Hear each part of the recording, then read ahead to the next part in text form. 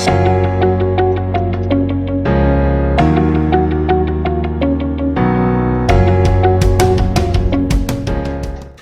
Hello and welcome है आप सभी का फिर से हमारे पीपीआई ट्यूटोरियल के पेड कोर्स क्लासेस में। मैं विकास आप सभी का स्वागत करता हूं और आज के इस हम लोग सेशन में कंटिन्यू करने जा रहे हैं आपका use of model auxiliary verb और इसमें हम लोग आपका देखेंगे कैन कुड के बाद नेक्स्ट आपका मे माइट एंड मस्ट। सो हम लोग अब देखने जा रहे हैं आपका uses of may might and must. ठीक है, ये है आपका वर्ब बेसिक के अंदर uses of model auxiliary verb. तो चलिए समय ना गाते हुए अपने क्लास को शुरू करते हैं।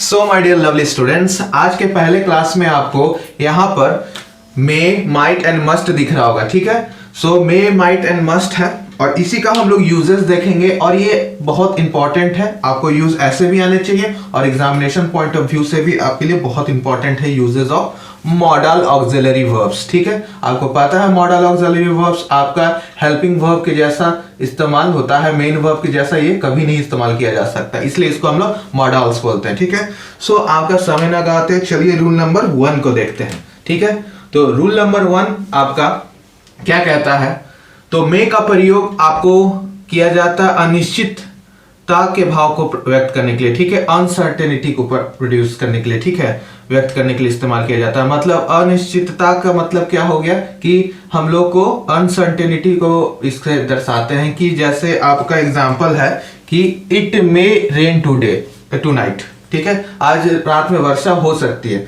यानी हम लोग को पता नहीं है, हम लोग संभावना प्रकट कर रहे हैं कि हो सकती है। ठीक है, तो इसका हम लोग अनिश्चितता का प्रयोग में इस्तेमाल करते हैं। ठीक है, अनसर्टेनिटी के बारे में। ठीक है, सो आपका ये हो गया। पहला वाला में क्या है, हम लोग बताते हैं कि हो सकता है, इट माइट रेन टुडे। जैसे एग्जांपल में आप वहां पे देख सकते हो, एग्जांपल में इट माइट रेन टुडे, यानी यहाँ पर हम लोग ये दर्शा रहे हैं कि आपका हो सकता है आज बारिश। ठीक है, ठीक है, तो पहला वाला बहुत इजी है। मे का प्रयोग हम लोग कहाँ करते हैं, आपका ये दिखाने के लिए, ठीक है, प्रिडिक्शन करने के लिए इस्तेमाल करते हैं। ठीक है, सो फर्स्ट वाला बहुत ही है, ठीक है, आसान है, बहुत ही इजी है। ठीक है, दूसरा वाला आपका क्या कह रहा है, रूल नंबर 2 कि मे का प्रयोग आपका इच्छा को व्यक्त करने के लिए, ठीक है, अपने इच्छा को व्यक्त करने के लिए इस्तेमाल करते हैं, जिसको हम लोग ऑपिटेटिव सेंटेंस के हिसाब से बात करेंगे। ठीक है, ये ऑपिटेटिव सेंटेंस का मतलब क्या होता है, इसमें हम लोग अपनी इच्छा को व्यक्त करते हैं। जैसे इसके अंदर हम लोग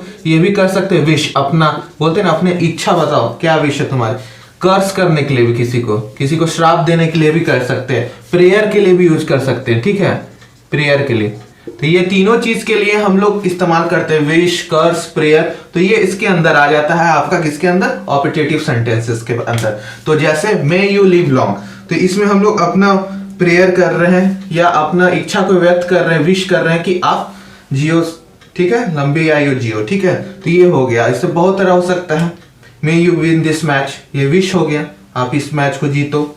ठीक है, तो ये हो गया। May you get good success in your life, तो ये विश दे रहे किसी को। ठीक है, तो ये आपका अपना इच्छा को, यानी आपका मन की बात, ठीक है, क्या हो गया, मन की बात जो हम लोग करते हैं, वो मन की बात को दर्शाने के लिए हम लोग इसका इस्तेमाल करते हैं। मन की बात गलत भी हो सकती है, अच्छी भी हो सकती है, विश हो सकता है, श्राप भी हो सकता है।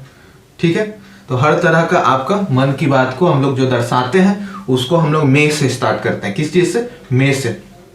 तो मे यूज होता है अपनी ऑपिटेटिव सेंटेंस में। तो ऑपिटेटिव सेंटेंस में ये तीनों चीज आते हैं, विश, कर्ज, प्रेयर्स, ये सब एक्सेट्रा। ठीक है, तो अपनी मन की बात को टालना रहता हुआ। थर्ड रूल आपका बहुत आसान है। थर्ड रूल क्या कह रहा है आपका कि माइट का प्रयोग, अब कहाँ आ गए हम लोग, माइट में। ठीक है, माइट का प्रयोग लेस पॉसिबिलिटी को दर्शाने के लिए इस्तेमाल किया जाता है और मे का प्रयोग मोर पॉसिबिलिटी, ज्यादा संभावना को दर्शाने के लिए किया जाता है।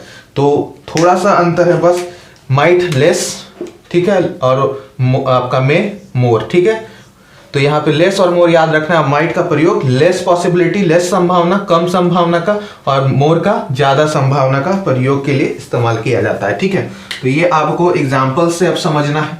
ठीक है, तो आ जाइए अब एग्जाम्पल की ओर चलते हैं। Now will move to our example section and try to understand the rule number 3। ठीक है, so here in rule number 3 it states that clearly कि ही माइट, ठीक है, he might pass the exam but seeing his intelligence I do not have much hope. ठीक है, यहां पर आपका माइट का प्रयोग किए हम लोग। ठीक है। सो यहाँ पे माइट में हम लोग क्या दर्शा रहे हैं कि he might pass the exam, ठीक है, हो सकता है कि वो एग्जाम पास कर जाए, ठीक है, but seeing his intelligence I do not have much hope. यहाँ पे हम लोग क्या दर्शा रहे हैं, यहाँ साथ में ये सेंटेंस लगा हुआ आई do not have much hope, ये क्या दर्शा रहा है कि हमको उस पर ज्यादा उम्मीद नहीं है। तो ये इस केस में हम लोग माइट का प्रयोग करेंगे। और कभी कभी हम लोग मे भी बोल सकते हैं, ही मे पास द एग्जामिनेशंस, वो हो सकता है कि पास कर जाए एग्जामिनेशंस, ठीक है, तो उस केस में आपका संभावना ज्यादा है पास करने का, ठीक है, ठीक है। तो ये आपका माइट और माइट का अंतर है, लेस पॉसिबिलिटी और मोर पॉसिबिलिटी। इससे क्या दर्श रहा है, दर्शित हो रहा है कि लेस पॉसिबिलिटी है आपका, ठीक है, लेस पॉसिबिलिटी है, ठीक है। आई डू नॉट हैव, ये जो सेंटेंस दूसरा लगा है इसके बाद ये दर्शा रहा है कि आपका लेस पॉसिबिलिटी है। तो ये आपका हो गया रूल नंबर 3, ठीक है। अब रूल नंबर 4 की ओर चलते हैं।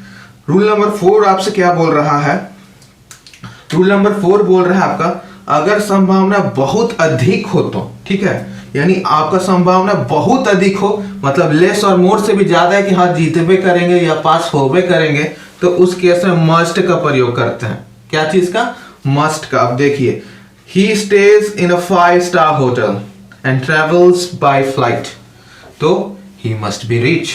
अब ये कैसे पता चला कि वो अमीर ही होगा, कैसे, तो 5 सितारा होटल में रहता है, हवाई जहाज से जाता है, तो अमीर होगा तभी तो, अमीर होगा तभी तो 5 सितारा होटल 5 स्टार होटल में रह रहा है, एरोप्लेन से, हवाई जहाज से, क्या बोलते हैं उसको, जा रहा है, तो रिच ही होगा, ठीक है। पुष्पक विमान में जा रहा है अपना, तो वो अपना रिच ही होगा। तो इस केस में हम लोग मस्ट का प्रयोग करेंगे। किस चीज का, यहाँ मे नहीं बोलेंगे, ही मे बी वेरी रिच, यहाँ नहीं, क्योंकि यहाँ पे आपका जो मे और माइट है, मे माइट मस्ट है, तो इसमें मस्ट को यूज करेंगे हम लोग तीनों एम में।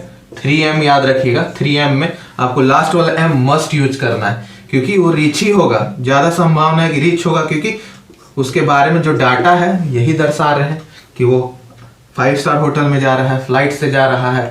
सो ये हो गया आपका रूल नंबर 4, और बहुत ईजी है रूल नंबर 4, ठीक है। अब रूल नंबर 5 की ओर बढ़ा जाए, चलिए। रूल नंबर 5 आपको कह रहा है मे का प्रयोग सम्मान के लिए किया जाता है, या निवेदन के लिए, या आपका प्रार्थना, ठीक है, प्रार्थना करने के लिए आपका इस्तेमाल किया जाता है, ठीक है, ठीक है। प्रश्नात्मक वाक्यों के लिए भी इस्तेमाल किया जाता है, ठीक है। प्रार्थना और प्रश्नात्मक यानी क्वेश्चंस रिलेटेड आपका सेंटेंसेस के लिए भी इस्तेमाल किया जाता है, ठीक है। एग्जाम्पल है, मे आई कम इन सर। अब यहाँ पे आपका सम्मान भी है कि सर क्या मैं अंदर आ सकता हूँ, क्वेश्चंस भी है क्या मैं अंदर आ सकता हूँ, तो प्रश्नात्मक भी हो गया, और निवेदन भी है मैं अंदर आ जाऊं सर।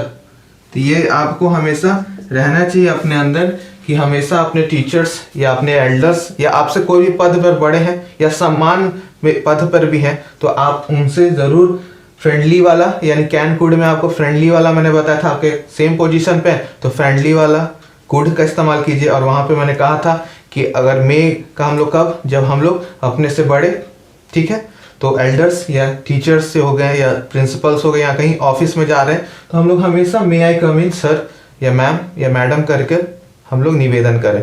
और बहुत ज़रूरी है कि आपको ये चीज़ें आएँ, और आप साथ साथ कभी भी किसी को फ़ोन कर रहे हो, मैसेज कर रहे हो, आपसे बड़े हैं, टीचर्स हैं या एल्डर्स हैं, तो ज़रूर विश कीजिए, ठीक है, good afternoon, good morning, sir, madam कह के, ठीक है।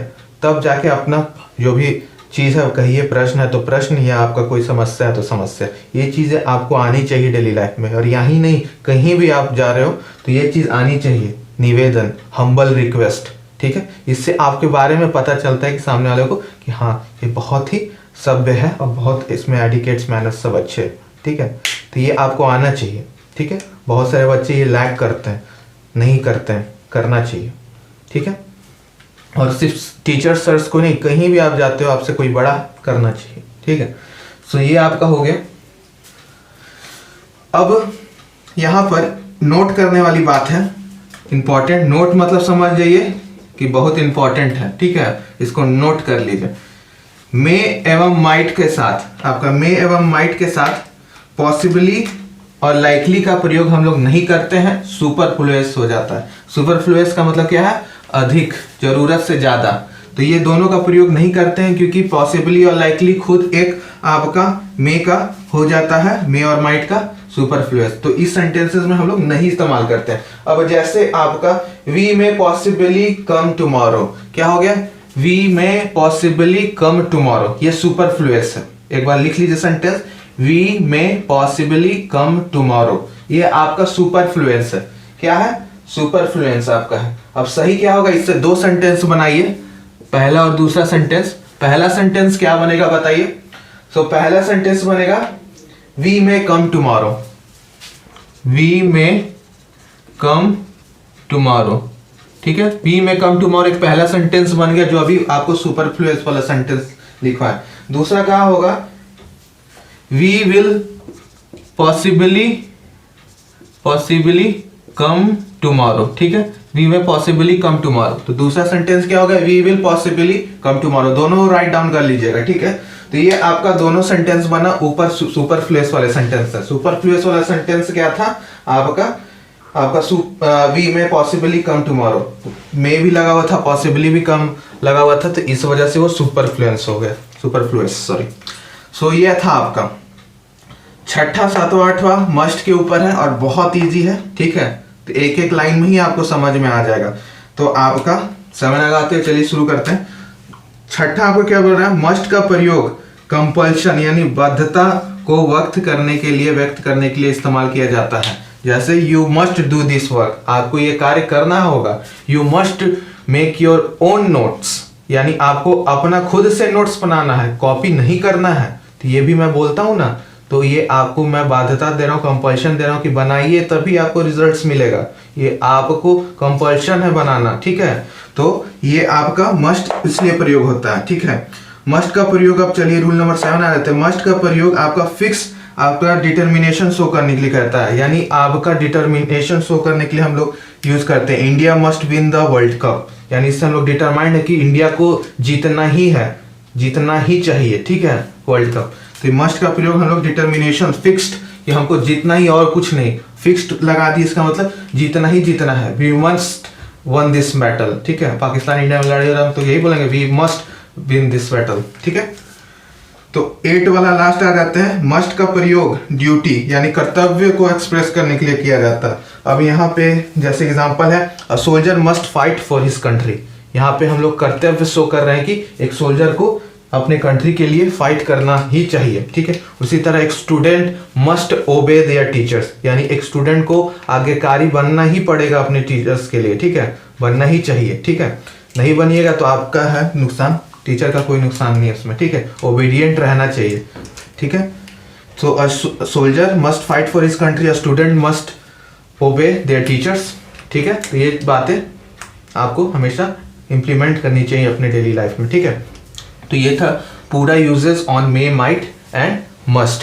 तो आगे बढ़ेंगे, अभी 2-4 मॉडल्स और हैं इंपॉर्टेंट जो कि आप एग्जामिनेशन पॉइंट ऑफ व्यू से बहुत रेलेवेंट हैं और बहुत इंपॉर्टेंस रखते हैं।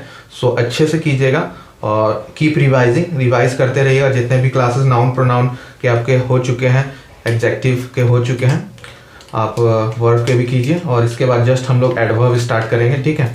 सो अभी 1-2 लेक्चर्स और हैं आपका इस पे, और इसके बाद सीधे एडवर्ब स्टार्ट करेंगे। और कीप रिवाइजिंग, इंग्लिश को पूरे अच्छे से कीजिएगा। यहाँ से आपको 15 आउट ऑफ 15 मार्क्स स्कोर करने हैं, ठीक है। इंग्लिश हिंदी बहुत इंपॉर्टेंट है, ठीक है, अच्छे से कीजिएगा। लैंग्वेज है, क्वेश्चंस आपको बेबी क्वेश्चंस पूछेंगे, आपको छोड़ना नहीं है, ठीक है। चलिए नेक्स्ट लेक्चर में मिलते हैं और पढ़ते रहिए, हंसते रहिए, मुस्कुराते रहिए and keep reading and keep hustling. Bye bye and all the best to all my future aspirants and my PPI Army soldiers.